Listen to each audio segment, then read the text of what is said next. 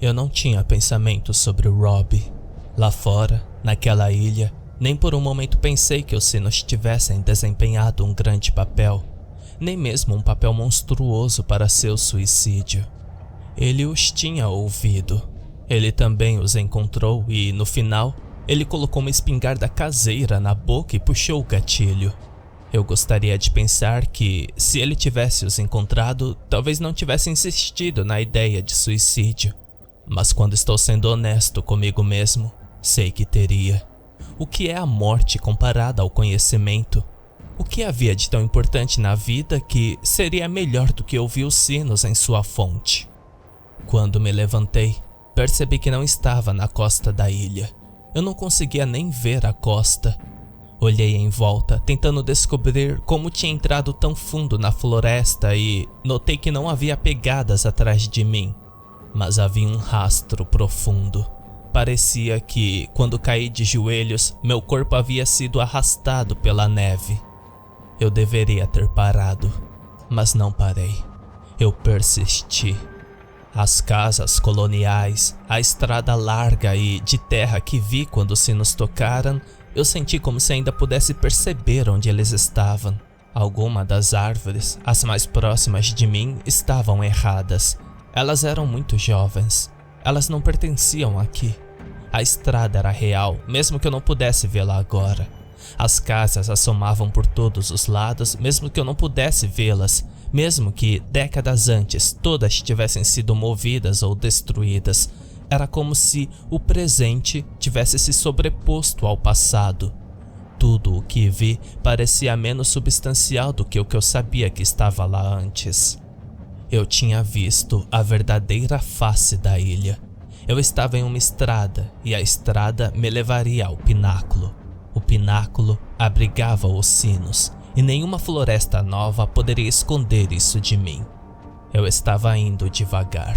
Meus pés estavam dormentes. Cada vez que eu tropeçava no escuro, eu tinha que tirar as mãos dos bolsos quentes para me segurar antes de atingir o chão congelado.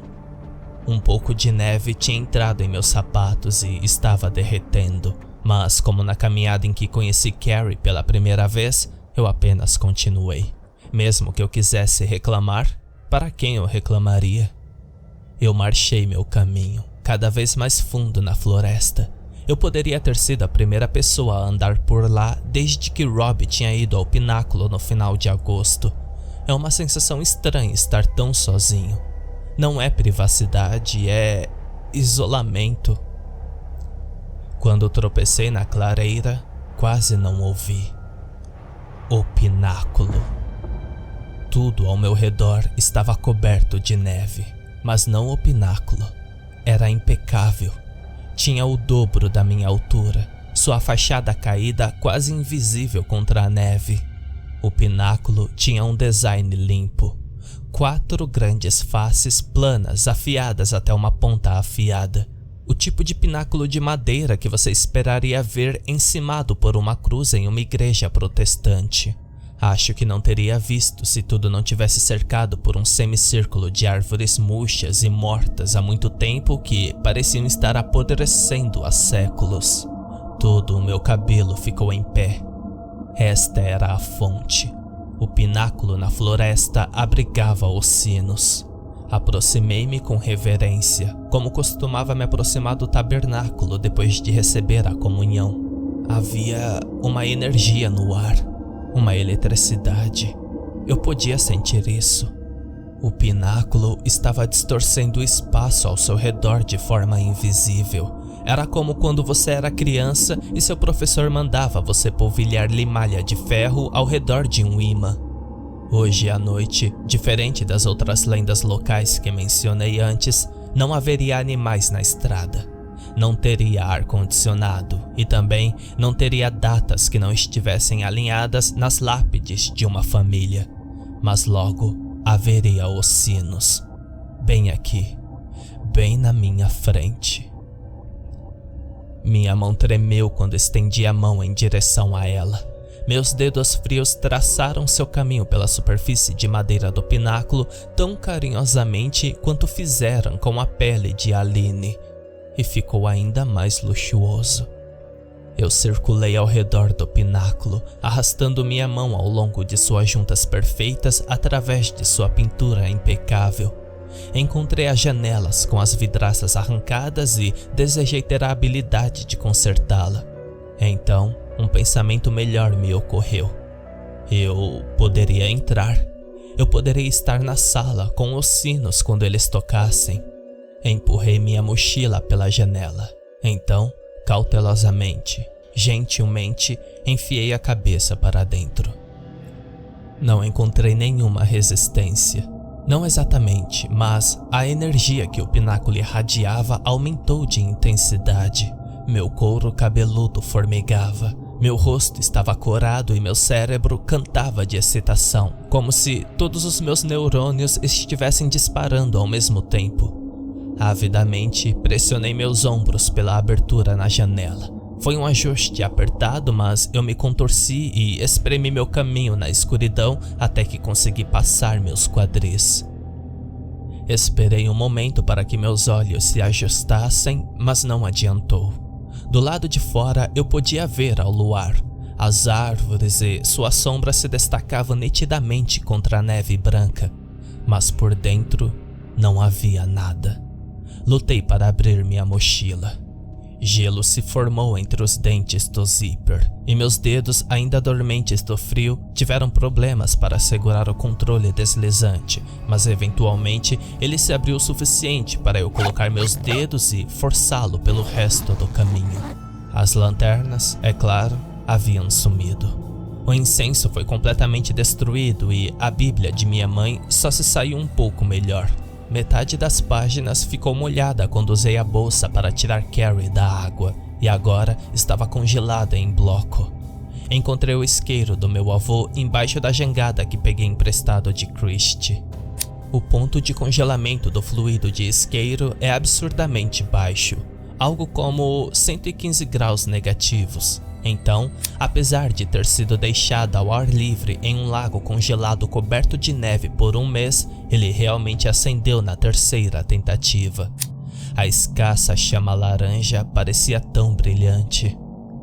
Eu estava em um pequeno patamar, ainda no topo de um lance de escadas.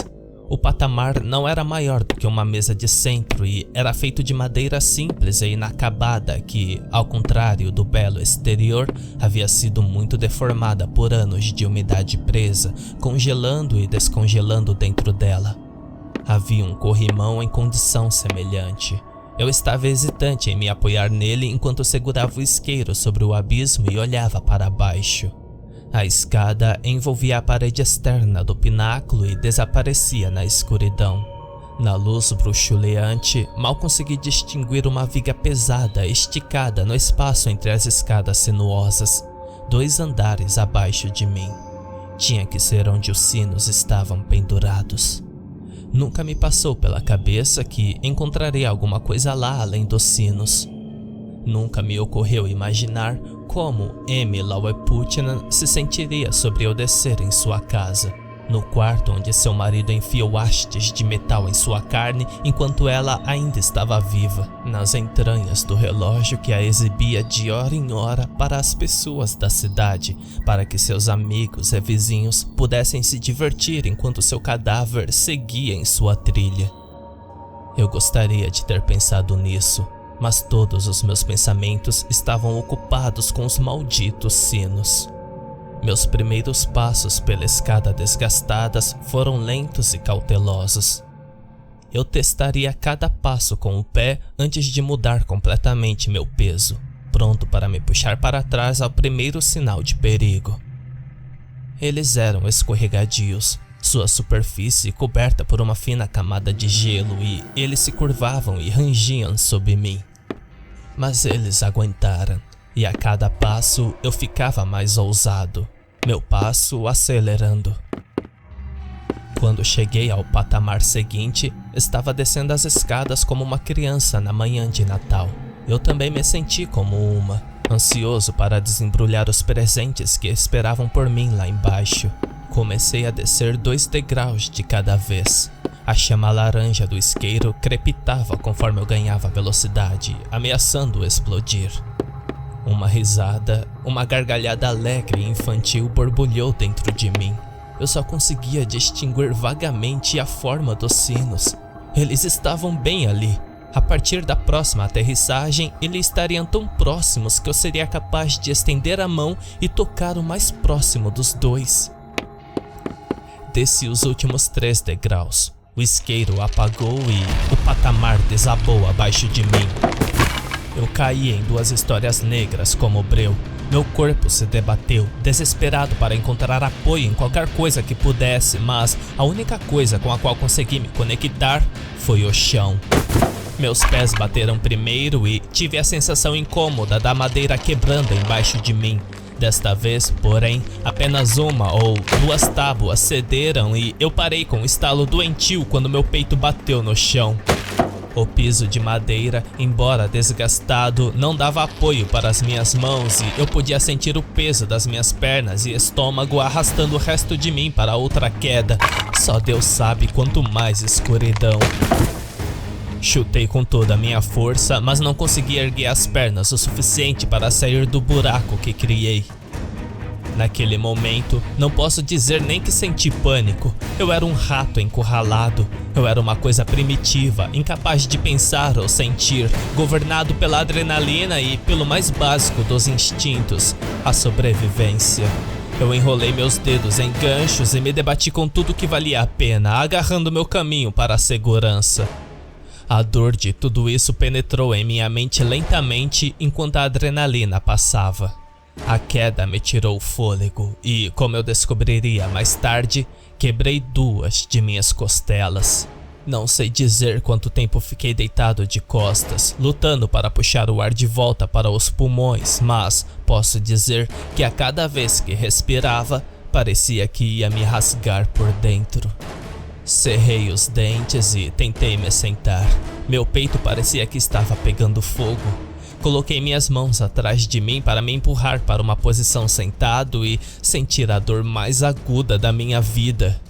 Perdi 3 unhas, as dos dedo indicador e médio esquerdo e do dedo anelar direito, enquanto me puxava para fora do buraco no chão. Mas o que realmente doía, o que parecia ainda pior do que minhas costelas, era a fratura de 10 centímetros. Uma lasca que havia perfurado a unha do meu dedo indicador direito e deslizando para fora do outro lado, logo acima da primeira junta. Eu caí de volta no chão. Minha mão tremia quando levei o dedo à boca. Hesitei por um momento, tentando pensar se havia alguma outra maneira de evitar o que estava prestes a fazer, mas não havia. Eu estava em 4 ou talvez 5 andares abaixo do solo na floresta, em uma ilha no meio de um reservatório congelado, cercado por mais floresta a quilômetros de distância da alma mais próxima. Ninguém estava vindo para me ajudar. Mordi a lasca e puxei-a de volta pelo caminho que tinha entrado. Minha mente gritava os palavrões que meus pulmões não suportariam empurrar para fora, e era apenas 4 polegadas finas, nada comparada ao que Emiloa Putnam havia sofrido. Embora estivesse em carne viva e sangrando, meus dedos sondaram o chão ao redor de onde eu estava deitado, procurando pelo isqueiro.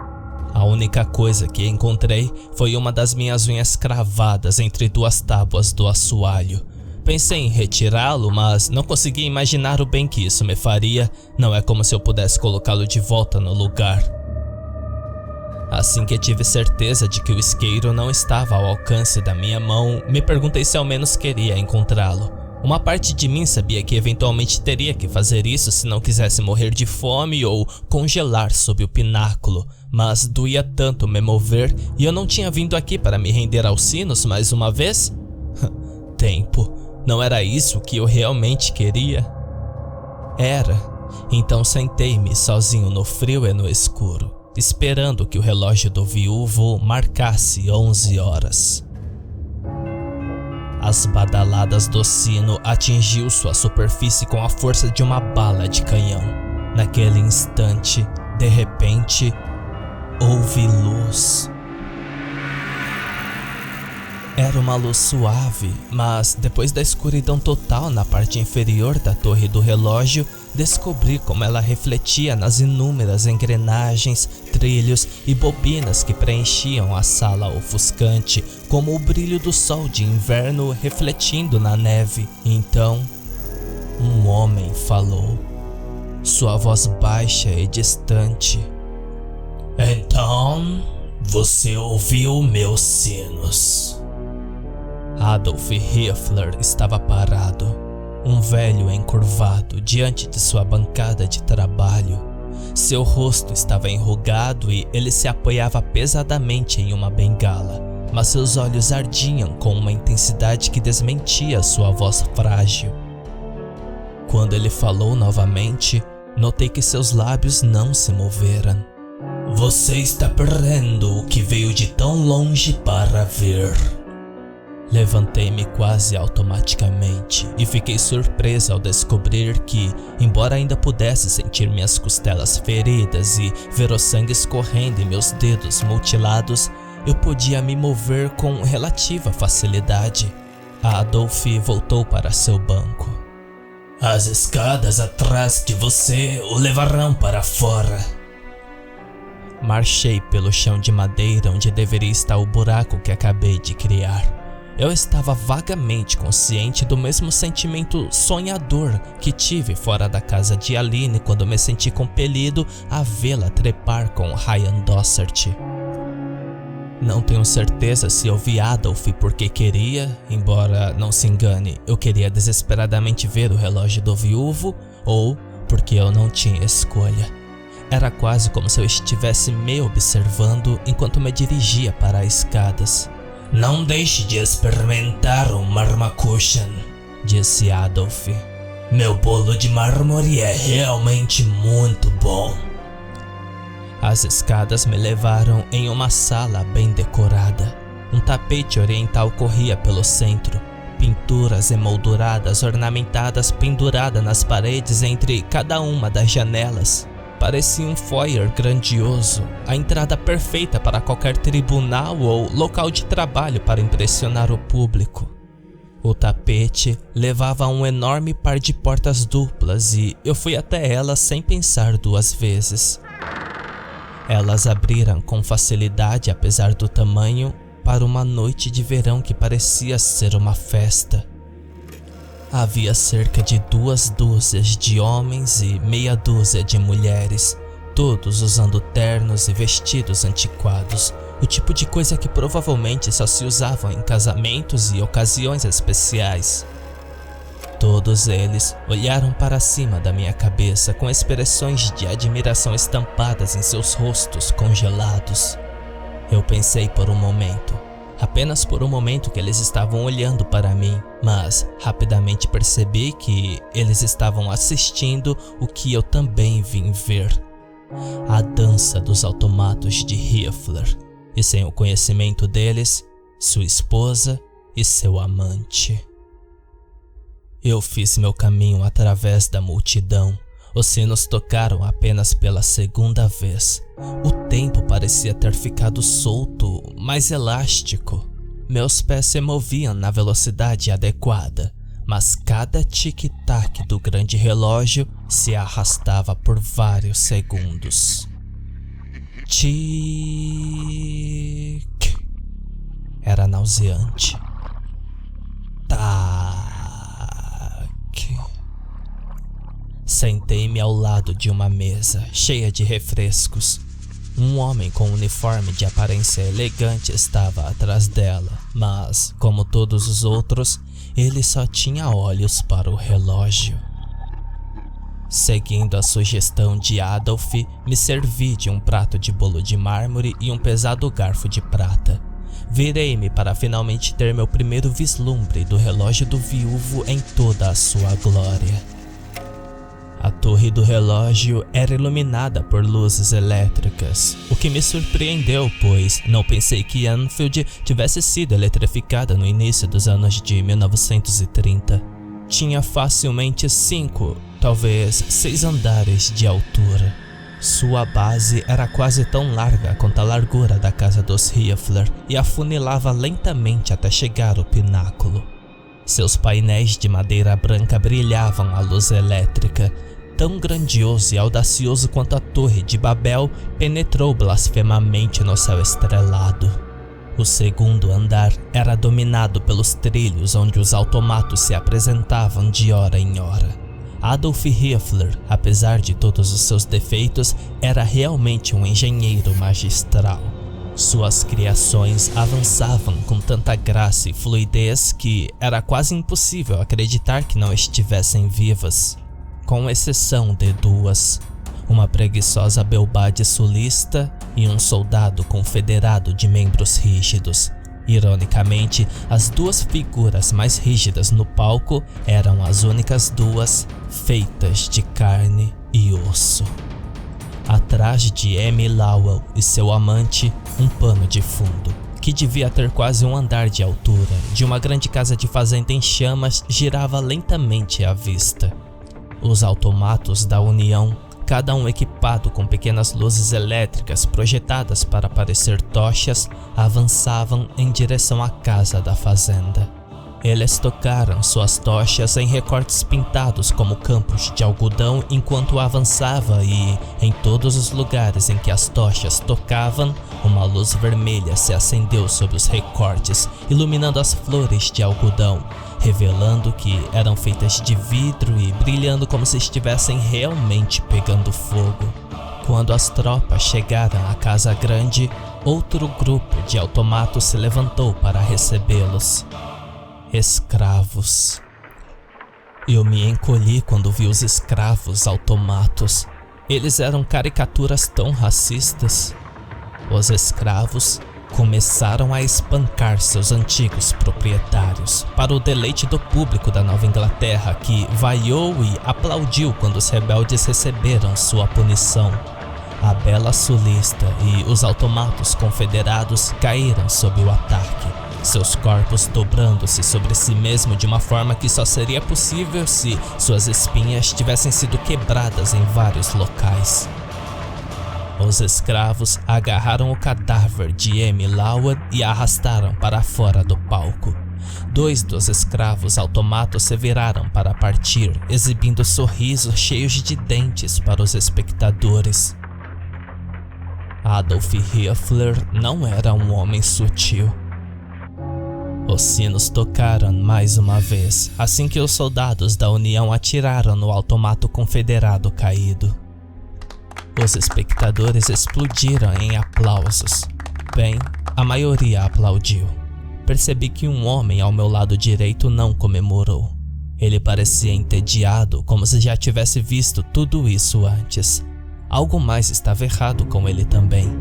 Ele não estava vestido como os outros. Ele estava vestindo uma camiseta e calça jeans. Eu não era o único que ouvia os sinos. Eu não era o único que havia encontrado a torre e eu não era o único a observar a dança interminável dos automatos. Meus olhos examinaram na multidão. Havia um homem emaciado com um uniforme de guarda florestal, os ossos do rosto claramente visíveis sobre a pele, encostado na ponta da mesa de bebidas. Havia um menino com uma camisa tingida que parecia ter cerca de 13 anos.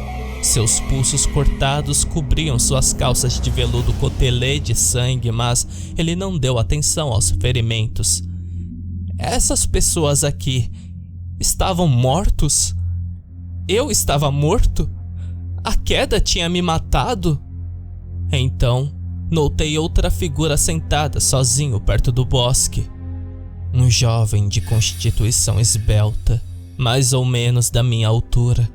Sua pele, queimada até ficar crocante, era a cor do carvão e a maior parte da sua mandíbula estava faltando. Era Robert Edward Kennan. O que restava de sua pele descamava de seu pescoço quando ele virou a cabeça e me fixou com um olhar. Sob suas pálpebras enegrecidas, seus olhos lacrimejantes eram azuis como um céu claro. Rob deu um tapinha no chão ao lado dele. Os sinos tocaram mais uma vez e Rob e eu estremecemos de felicidade. Sentei-me ao lado dele. Ele tentou falar, mas seus ferimentos tornaram impossível entendê-lo.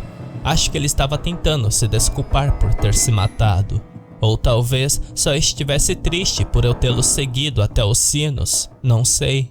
Sentamos juntos em silêncio, observando enquanto outro pano de fundo de vidro girava à vista. Uma obra de vidro Atlanta. As luzes o faziam piscar como se estivesse pegando fogo. O tempo parecia voltar a toda velocidade e os sinos terminaram de anunciar as horas.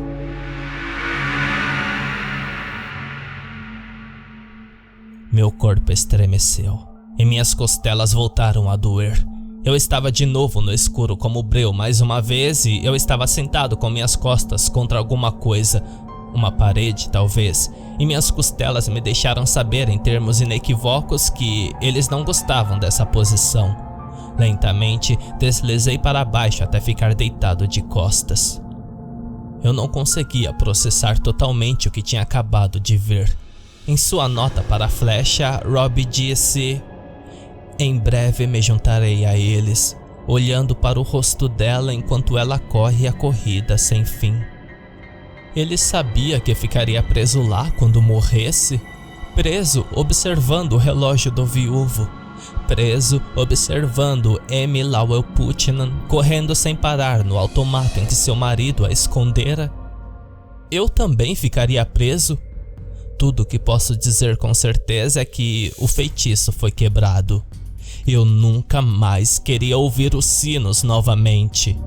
O frio entorpeceu meus dedos a ponto de eu sentir um pouco mais do que uma dor incômoda com minhas unhas perdidas e, embora estivesse agradecido por essa pequena bênção, isso também significava que a hipotermia e o congelamento não poderiam estar muito longe.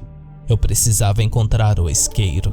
Eu precisava encontrar uma maneira de sair de lá ou minhas perguntas sobre a vida após a morte seriam respondidas muito em breve. Tentei me puxar pelo chão com os braços, mas a tensão nas costelas era muito grande. Eu tive que me empurrar no chão usando minhas pernas. Foi doloroso, mas suportável. A escuridão era tão absoluta que eu não tinha ideia para que lado estava olhando ou para onde ficava o buraco no chão. Eu me movia lentamente, dançando meus dedos sobre a madeira, como as antenas de um inseto, esperando encontrar aquele pequeno isqueiro de metal que poderia significar a diferença entre a vida e a morte. Eu estava começando a entrar em pânico.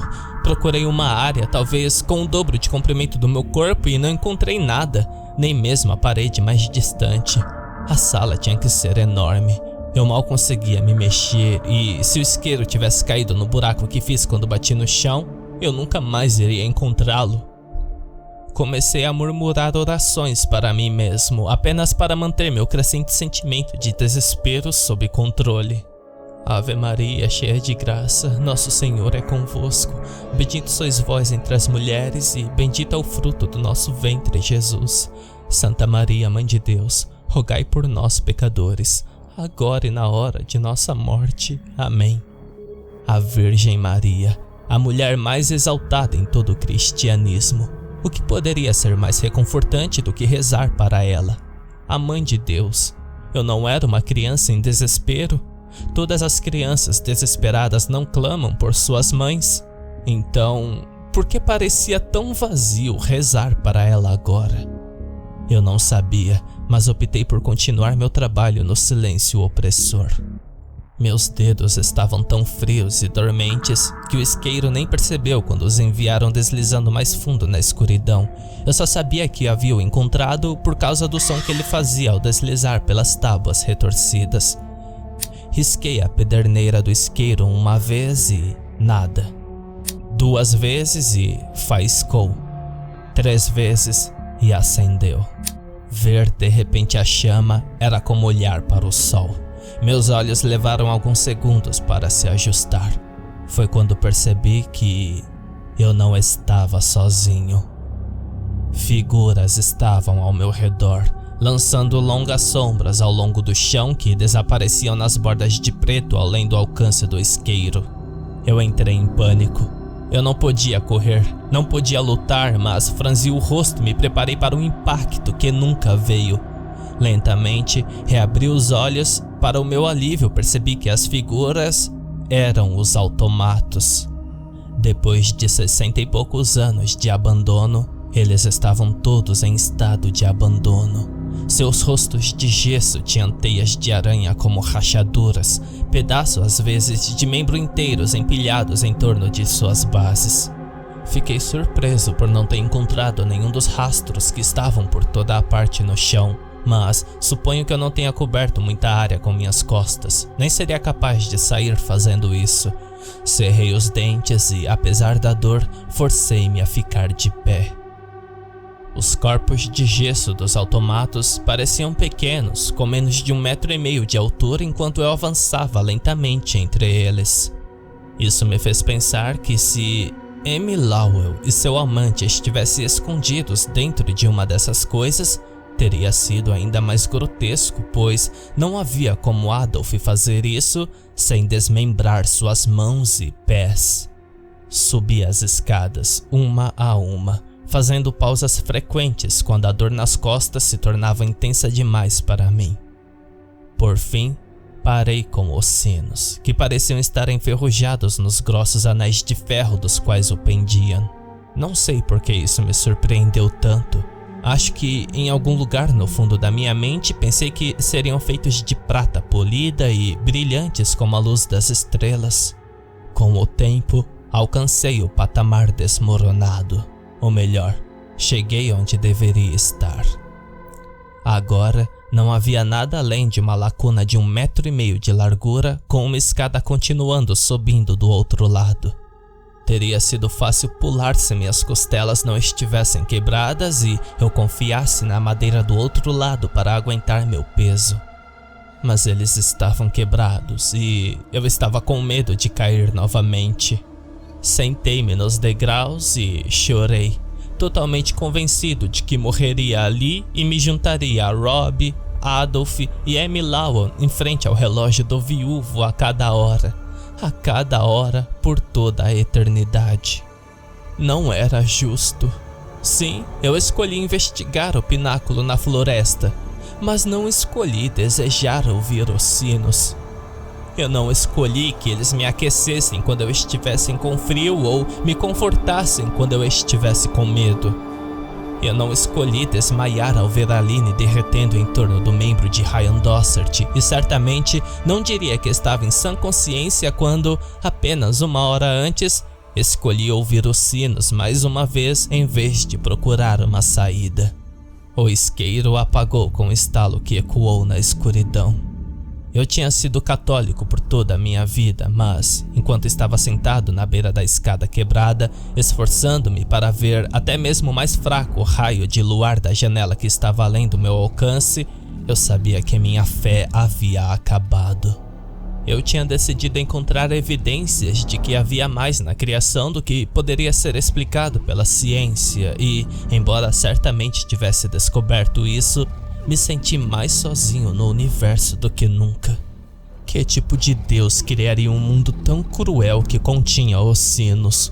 Como eu poderia fingir que havia um desígnio e um fundamento moral governando o universo quando algo tão inócuo quanto um belo som poderia roubar o livre-arbítrio e, ao que tudo indica, condená-lo por isso? Eventualmente, cansei de olhar para o nada. Estava muito frio para ficar sentado ali. Acendi o isqueiro e voltei a descer as escadas. Eu precisava encontrar uma maneira de me aquecer. Minha mochila estava a poucos metros do buraco que havia criado na queda. Puxei a jangada e considerei brevemente inflar. Teria sido bom não ter que me deitar diretamente no chão frio e duro, mas no final das contas decidi que seria melhor usá-lo como um cobertor. Ocorreu-me que poderia haver algo útil no andar de baixo. Arrastei-me o mais perto da borda do buraco que ousei. Segurei o isqueiro sobre o abismo e olhei para baixo. Parecia que a maior parte da sala abaixo havia sido ocupada por águas subterrâneas que havia congelado. Se as tábuas que quebraram minhas costelas não tivessem resistido, duvido que eu teria sobrevivido ao bater naquele gelo. Deitar de costas doía como um inferno.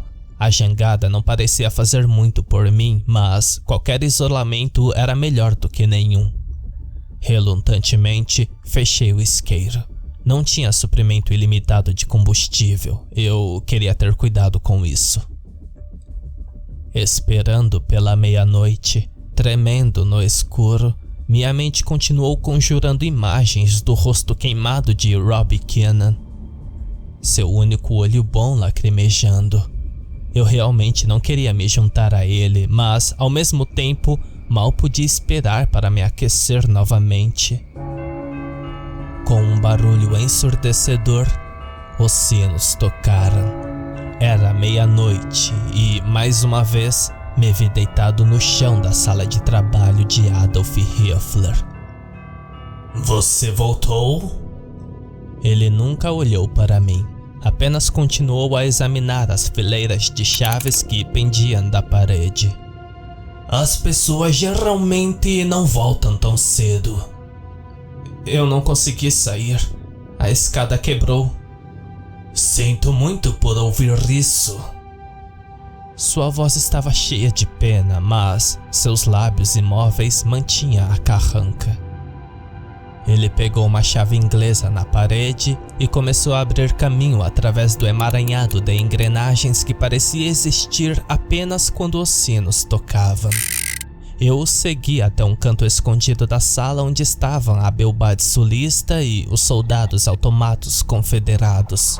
Os dedos hábeis de Adolf empurraram o vestido para baixo sobre o ombro da bela sulista, expondo um parafuso em suas costas. Ele deslizou a chave sobre ela e começou a trabalhar.